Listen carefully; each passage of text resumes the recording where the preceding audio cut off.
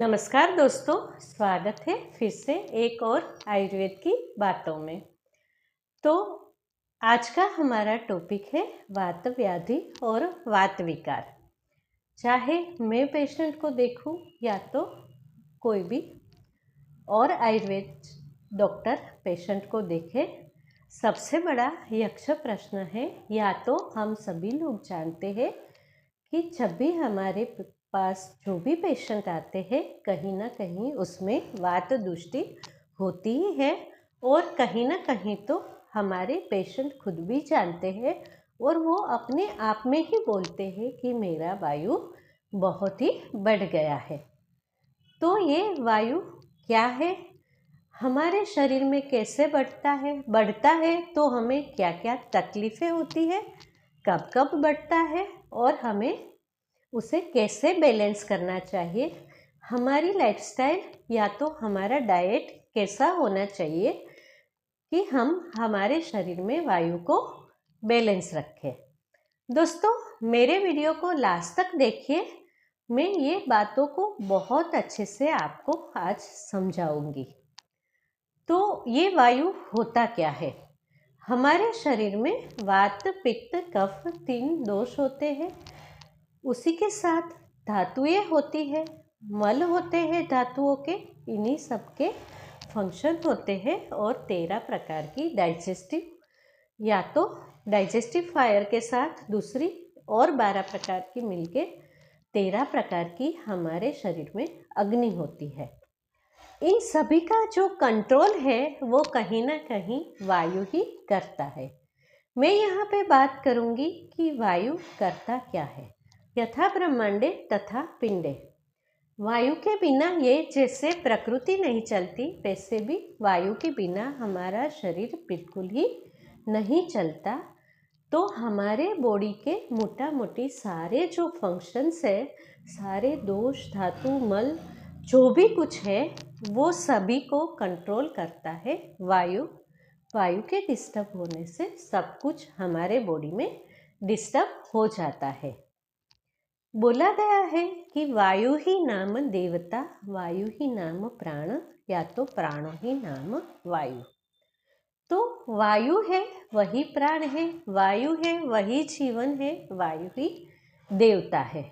तो बहुत ज़रूरी है कि हम अपने बॉडी में वायु को बिल्कुल ही नियंत्रित रखें। जब भी वायु ठीक होता है तो हमें कैसे पता चलता है क्या होता है। जिस इंसान के शरीर में वायु बैलेंस होता है, उसकी सबसे बड़ी पहचान है कि वो बड़ा ही कूल काम होता है, उसकी स्पीच जो होती है बड़ी ही शांत होती है, वो शांति से बात करता है, उसकी सारी मूवमेंट जो है वो शांति वाली होती है।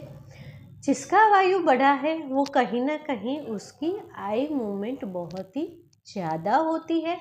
तो आप देख के ही पहचानोगे कि इसका वायु बढ़ा हुआ है। उसका हार्ट बीट है वो रिदम में नहीं होता है, उसकी सांसें भी रिदम में नहीं रहती है। तो जिसका वायु बैलेंस है उसकी सांसें भी रिदम में रहती है।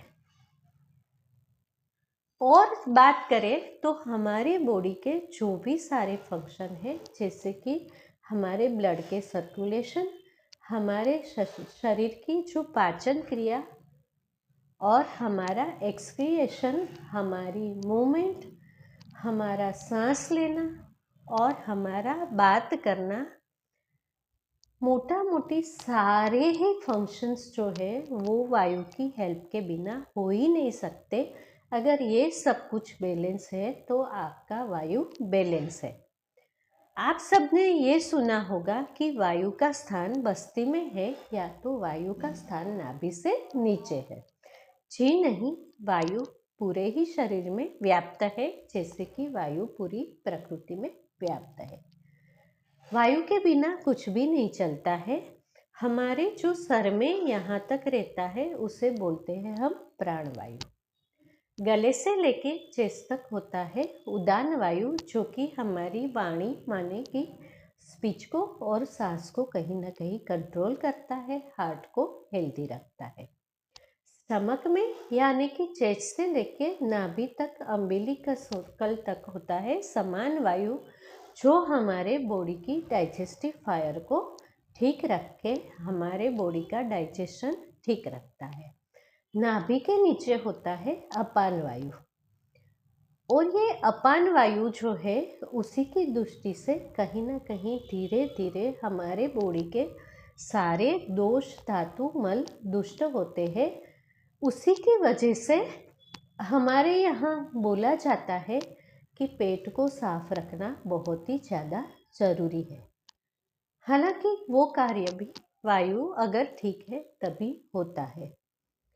और हमारे सारे वैद्य मित्र जानते हैं कि हम अपने सभी पेशेंट को एक चीज़ ज़रूर ही देते हैं, वो है वायु का अनुलोमन या तो अपान वायु चिकित्सा।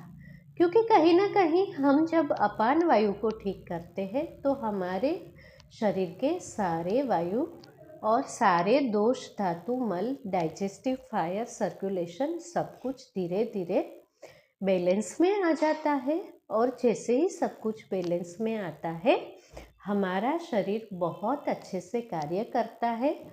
तो आगे हम बात करते हैं और वायु के बारे में। और अगर हमारी लैंग्वेज में बात करें तो वायु बढ़ने से क्या होता है।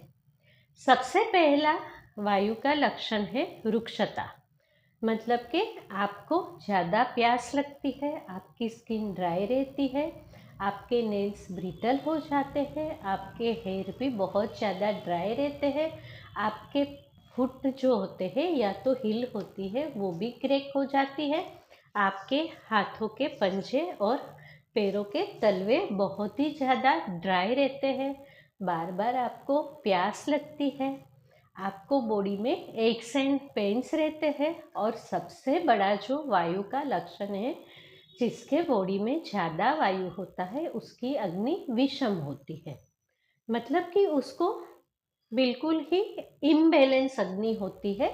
जिसको पित्त ज़्यादा है उसे भूख ज़्यादा लगती है, पर जिसको वायु ज़्यादा है उसकी विषम अग्नि है, मतलब कि उसे कभी बिल्कुल भूख नहीं लगेगी, कभी बहुत ज़्यादा भूख लगेगी, पेट में बहुत भारीपन होगा, पेट में से आवाज़ आएगी, ज़्यादा गैस पास होगा और बहुत सारी डकारें आएगी। कभी कभी बहुत अच्छे से डाइजेशन हो जाएगा और कभी बिल्कुल ही डाइजेस्ट नहीं होगा, मतलब कि सारी चीज़ें अनइवन होगी। ये है वायु का पहला लक्षण। धीरे धीरे बॉडी में जैसे जैसे वायु बढ़ता है वो कोष्ठ से, मतलब कि हमारी पेट से होके धीरे धीरे वो आगे बढ़ता है और उससे अलग अलग डिसीज होते हैं। जैसे कि सबसे बड़ा वायु का रीज़न है कि आपके बोन्स का और जॉइंट्स का पेन हुआ। तो जैसे जैसे वायु बढ़ता है घुटने दर्द करते हैं, डिफरेंट जॉइंट पेन होते हैं, आपके कंधों में दर्द होता है, स्पॉन्डिलाइटिस होता है, बैक एक होता है, ऐसे ऐसे अनेक आपको प्रॉब्लम धीरे धीरे शुरू हो जाते हैं। तो ये जो बढ़ा हुआ वायु है उसकी आयुर्वेद में बहुत सारी ट्रीटमेंट कही है, क्योंकि कहीं ना कहीं वायु की चिकित्सा करना मुश्किल होता है। और कोई कोई बहुत बड़े वैद्य बोल चुके हैं कि वायु ही नाम देवता। ये जो सृष्टि है उसका नियंत्रण वायु से ही होता है, वैसे ही हमारे शरीर का नियंत्रण भी वायु ही होता है। तो वायु की चिकित्सा करना अत्यंत मुश्किल है।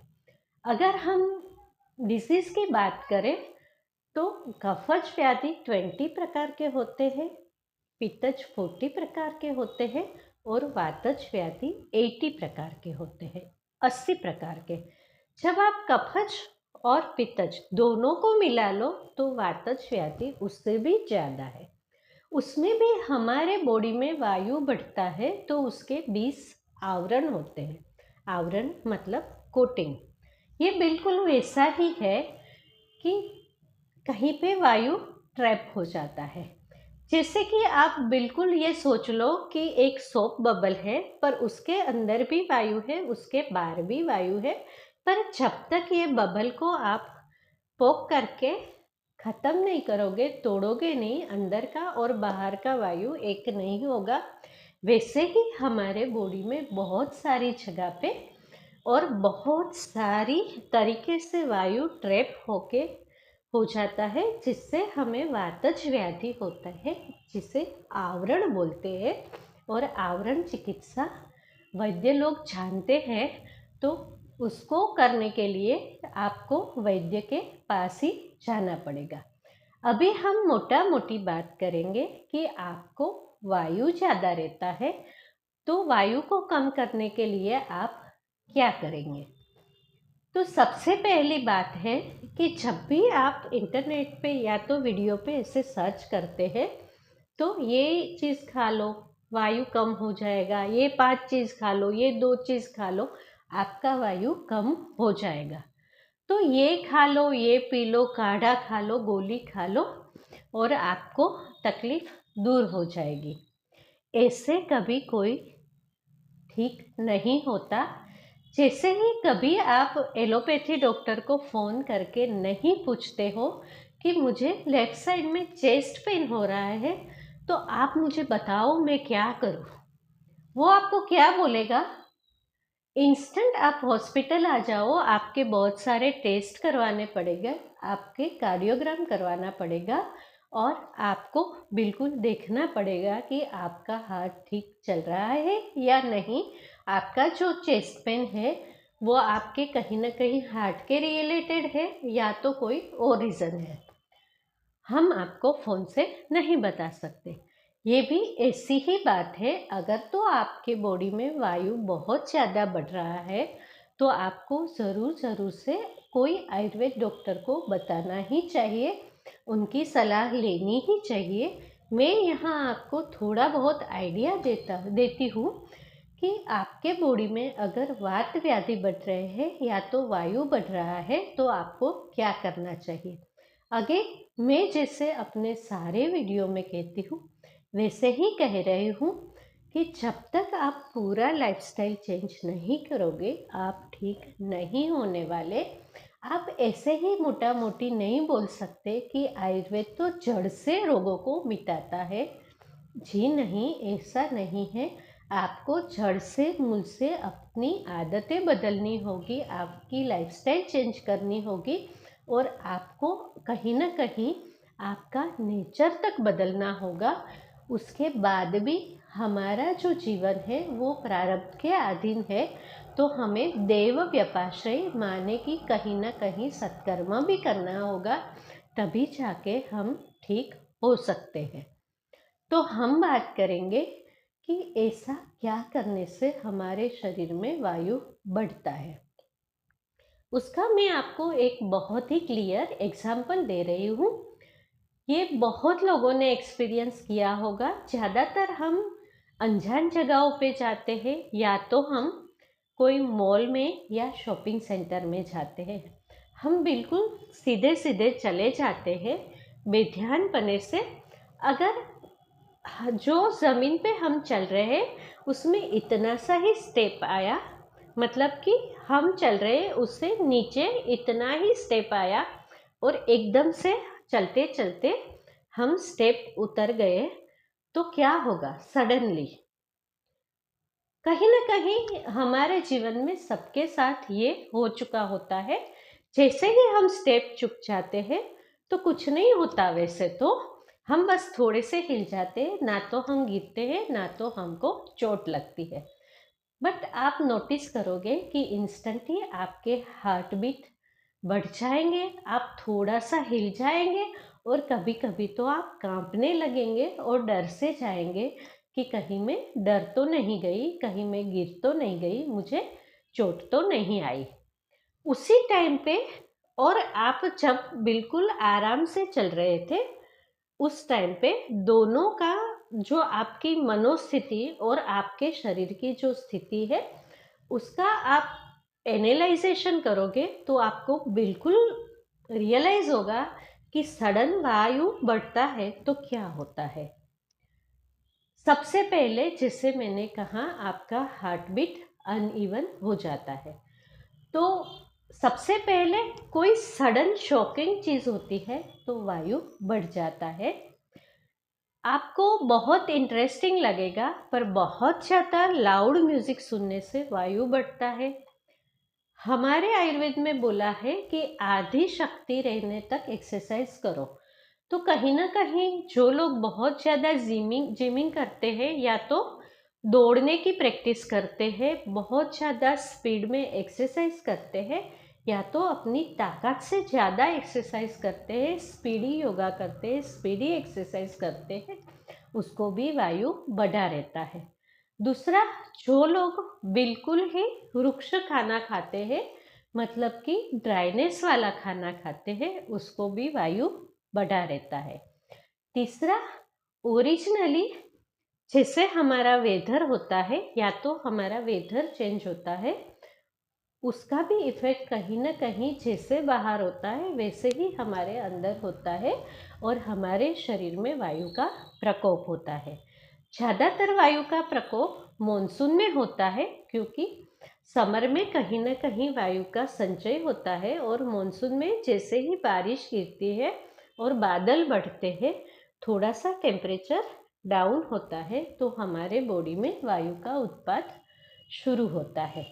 वायु का गुण शीत है, तो कहीं ना कहीं जो लोगों को बहुत ठंडी चीज़ें खाने की आदत है, उसका वायु बढ़ा रहता है। जैसे आगे बोला कि जो लोगों को बहुत ज़्यादा मूवमेंट करते हैं, उसको भी वायु बढ़ता है, और जिसका वायु बढ़ा रहता है, कहीं ना कहीं उसका आदत बन जाता है कि उसकी मूवमेंट ज़्यादा होती है। इसके अलावा जो लोग बहुत ज़्यादा सोचते हैं, उसका भी वायु बढ़ा रहता है। या तो जब आपको गुस्सा आता है तभी आपका वायु बढ़ता है, या तो आउटर सिचुएशन ऐसी होती है जिससे आपका वायु बढ़ता है, उससे आपका गुस्सा आता है। तो ये सब चीज़ें इंटरकनेक्टेड है। वायु को कम करने का सबसे अच्छा तरीका क्या है? हम बिना खाए जी सकते हैं, बिना पानी पिए कुछ घंटों तक हम रह सकते हैं, बिना सांस लिए हम बिल्कुल नहीं रह सकते। तो कहीं ना कहीं सांसों का नियंत्रण करना वायु रोगों में सबसे ज़्यादा कारगर है। उसके लिए आप प्राणायाम कीजिए, मेडिटेशन कीजिए। मेडिटेशन से एक स्थिरता आती है, आपके बॉडी में वायु कम होता है। वैसे एक बहुत अच्छा जोक्स है कि those who are meditating peaceful, after meditation they are meditative fools। Jokes apart, ये एक जोक्स ही है, और ये कहीं ना कहीं इसलिए बना है कि हम लोग सोचते हैं कि हम दिन भर जो भी करते हैं और उसका जो डिस्टर्बेंस क्रिएट होता है, और उसकी वजह से हमारे बॉडी में वायु बढ़ता है, कहीं ना कहीं हम सुबह शाम इतना मेडिटेशन कर ले तो थोड़ा सा वायु कम हो जाता है, और फिर अगेन ही हम वो गलत चीज़ें करने के लिए अपने बॉडी को, अपने माइंड को तैयार करते हैं। तो बिकॉज ऑफ दैट कुछ लोगों ने ये जोक्स बनाया है कि after meditation you are meditative full. In real meditation क्या होता है? मेडिटेशन एक हायर लेवल ऑफ कंसंट्रेशन होता है। ज़रूरी नहीं है कि वो इंसान मेडिटेशन कर रहा है जो स्थिर बैठता है और भगवान के कोई अल्टार के मंदिर के सामने बैठता है। When we are making full concentration on anything, any work, we are meditative। तो हम कभी भी कोई चीज़ को बड़े ध्यान से करते हैं, तो उस टाइम पे हम इन रियल मेडिटेशन करते हैं। और वही डीप कंसंट्रेशन जब कोई गुरु पे या तो भगवान पे होता है, तो उसे हम मेडिटेशन बोलते हैं।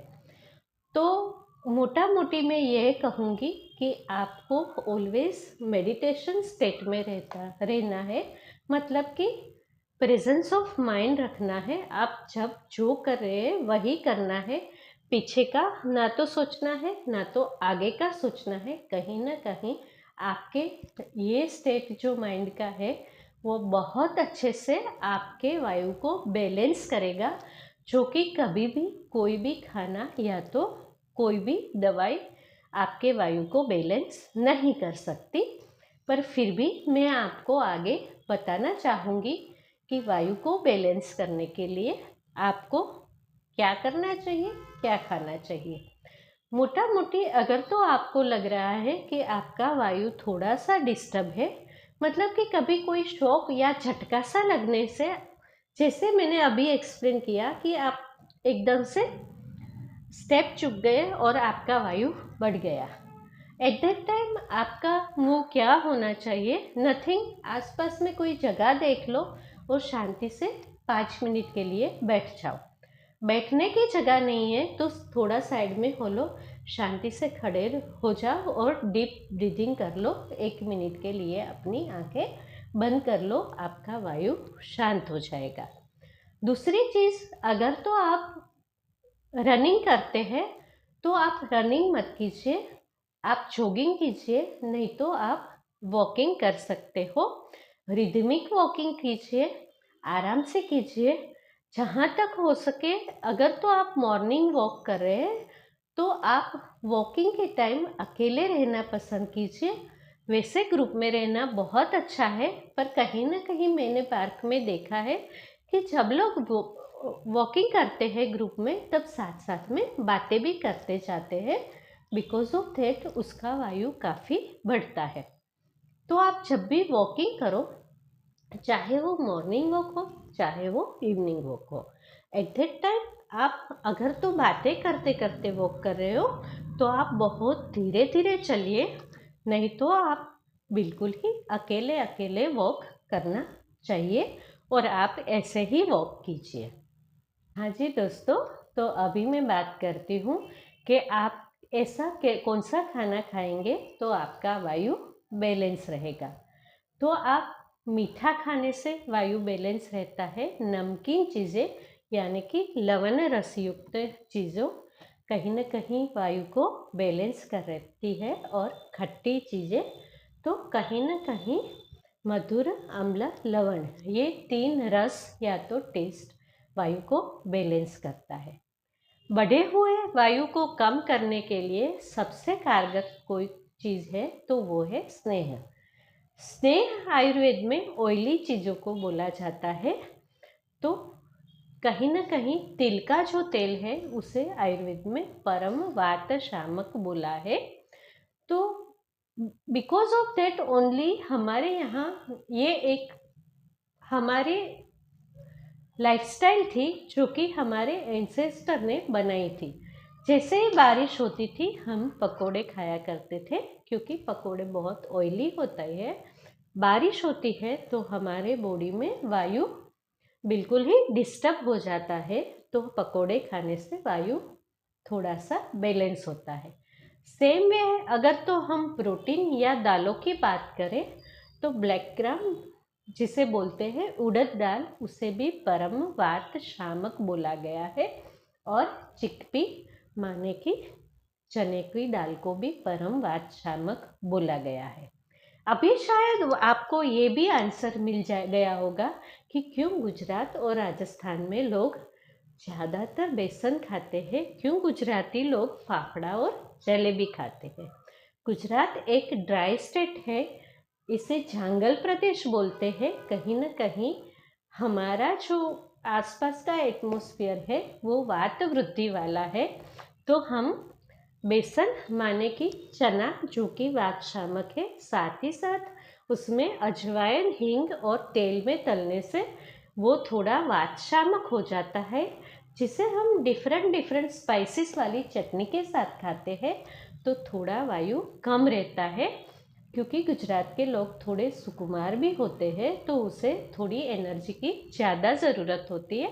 सेम वे जलेबी मीठी होती है, घी में तली हुई होती है, और घी वायु और पित्त का शमन करते हैं। तो ये एक डाइट प्लान है जो कि बिल्कुल पहले से चला आ रहा है, और वो हमारे रीजनल, सीजनल और हमारे बॉडी एंसेस्टर्स, हमारे गट हेल्थ, गट बैक्टीरिया सबके साथ कहीं ना कहीं डिज़ाइन था। तो हाँ जी दोस्तों, हमें कभी कभी पकोड़ा भी खाना चाहिए, इसमें कोई हर्ज नहीं है। उसी के साथ साथ रेजिन्स माने कि ग्रेप्स, सूखी हुई ग्रेप्स, डेट्स, ये सब भी वात शामक है। शुगर केन माने कि शेरडी, हम लोग उसे गुजरात में शेरडी ही बोलते हैं। हाँ जी, आप बोलते हैं उसे गन्ना। हाँ, ये भी वात शामक है, मधुर रस से युक्त है। बहुत ज़्यादा स्पीड में एक्टिविटी मत कीजिए, खाना टाइम पे खाइए। और सबसे बड़ी बात, आप 2 दिन तक बिल्कुल ही रात की आपकी नींद को डिस्टर्ब करके देखिए। एक दिन तो आपका बॉडी बिल्कुल ही उसे बेर कर जाएगा। दूसरी रात को जब आप नहीं सोएंगे, तीसरे दिन पक्का पक्का आपका वायु बढ़ेगा, आपका हार्ट बीट कहीं ना कहीं डिस्टर्ब हो जाएगा। और अगर तो आप उस टाइम पे हार्ट स्पेशलिस्ट के पास गए तो वो पक्का पक्का आपका हार्ट चेकअप करेगा, क्योंकि उसे आपका हार्ट डिस्टर्ब लगेगा, क्योंकि आपका वायु बढ़ा हुआ है। तो आप मीठा खाइए, ऑयली थोड़ा सा खाइए अगर तो वायु बढ़ा है तो। जब सडन वायु बढ़ता है तो पुराने वैद्य बोलते थे कि 1 चम्मच तिल का तेल ले लो, वायु शांत हो जाएगा। हाँ जी दोस्तों, थोड़ा सा तेल और घी खाया कीजिए, उससे भी कहीं ना कहीं वायु कम होगा। फॉरेन में एक मूवमेंट चल रही है कि स्लो डाउन योर लाइफ। अपनी लाइफ में थोड़े से स्लो डाउन हो जाइए, हर एक चीज़ को थोड़ा थोड़ा स्लो कीजिए, ज़्यादा टेंशन मत लीजिए, ज़्यादा चिंता मत कीजिए, बहुत ही एक्सेसिव टॉकिंग मत कीजिए, ज़्यादा से ज़्यादा शांत रहने का प्रयत्न कीजिए। मेडिटेटिव फूल मत बनिए, पूरे टाइम मेडिटेशन में रहिए, शांति से बुक रीड कीजिए। दूसरी चीज़ कि जब भी आपका वायु बढ़ता है, आपके हेयर कहीं ना कहीं ड्राई और ब्रिटल हो जाते हैं, तो मूर्धन तेल माने कि बालों में तेल लगाने से कहीं ना कहीं वायु कम हो जाता है। जैसे कि मैंने अपने अगले वीडियो में बोले, पैर के तलवों में घी और तेल लगाने से वायु कम रहता है। सामान्यतः नेचुरली हम जब एज्ड होते हैं तो हमारे बॉडी में वायु कहीं ना कहीं बहुत ज़्यादा बढ़ता है। इसीलिए गुजरात और राजस्थान में जो वडील होते थे या तो एज्ड पीपल होते थे, वो रात को अपने पैरों की मालिश करवाए रहते थे, या तो एवरीडे मालिश करते थे, करवाते थे, क्योंकि उससे भी वायु बैलेंस रहता है। जब भी आप चावल या दाल खाए, उसमें थोड़ा सा हल्का घी डालिए, अपनी रोटी को थोड़ा सा घी लगा के खाइए, इससे भी वायु कम होगा। हाँ दोस्तों, जो सडन हार्ट अटैक हो रहे हैं उसमें भी कहीं ना कहीं वात दृष्टि ही होती है। तो आप अपने खाने में थोड़ा थोड़ा घी का यूज़ कीजिए, जिससे वात दृष्टि जरूर कम होगी। अगर तो वायु बढ़ने की वजह से आपकी स्किन बहुत ज़्यादा ड्राई हो रही है, तो आप धन्वंतर तेल का मालिश कीजिए। अगर तो आप बहुत ही गर्म इलाके में रहते हैं तो चंदनानी ऑयल लीजिए। वैसे औरतों के लिए या तो लेडीज़ के लिए चंदन बला लाक्षादी ऑयल बहुत ही ज़्यादा परफेक्ट है मालिश करने के लिए। कहीं ना कहीं चंदन थोड़ी सी शीतलता देता है, पर ऑयल की वजह से वायु कम होता है। बला और लाक्षा परम वात शामक है, और साथ ही साथ लाक्षा स्किन के लिए बहुत ही फायदेमंद है। तो चंदन बला लाक्षादी ऑयल का मालिश कीजिए। अगर तो आप जेंट्स है तो आप अश्वगंधादी ऑयल का या तो बला अश्वगंधादी ऑयल का यूज़ कर सकते हैं। और मालिश करने के बाद उद्वर्तन माने की कोई ड्राई चीज़ से आप अपने बॉडी को रगड़ रगड़ के साफ कीजिए, जिसे उद्वर्तन बोलते हैं। उससे भी वायु कम होता है। बहुत रेगुलरली आपको धूप में बैठना है। हाँ जी, सनलाइट जो है सूर्य को प्राणदाता बोला है, और कहीं ना कहीं वायु को भी प्राण बोला है, तो उससे भी आपके वात व्याधि में बहुत ही ज़्यादा फायदा रहेगा। आशा करती हूँ कि मैंने आपको बहुत अच्छे तरीके से समझाया कि आप अपने शरीर में वायु को कैसे कम कर सकते हैं। फिर भी अगर आपको कोई डाउट है या तो कुछ पूछना चाहते हैं तो आप नीचे कमेंट कीजिए। मैं ज़रूर आपको आंसर करने की कोशिश करूँगी। अगर तो आपको वात व्याधि है या तो बहुत ज़्यादा वायु बढ़ा है तो उसके लिए आपको बहुत ज़रूरी है कि आप पंचकर्म चिकित्सा लो।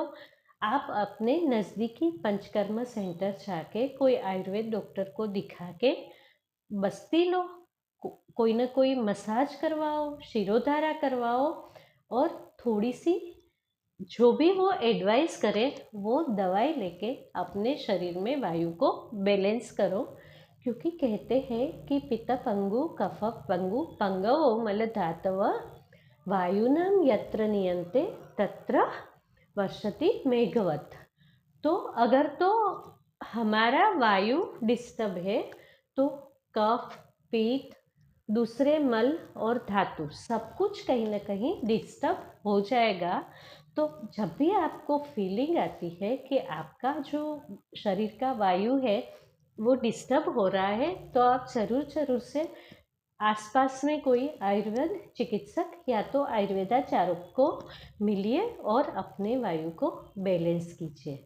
अगर तो आपको मेरा ये शाम वाला टॉक शो या तो मेरी बात पसंद आ रही है तो मेरे वीडियो को सब्सक्राइब करके पास वाला बेल आइकन को दबाइए। इससे आपको मेरे वीडियो का नोटिफिकेशन सबसे पहले मिलेगा और ये बिल्कुल फ्री है। मेरे वीडियोस आपके दोस्तों के साथ शेयर कीजिए और इसे लाइक कीजिए। धन्यवाद।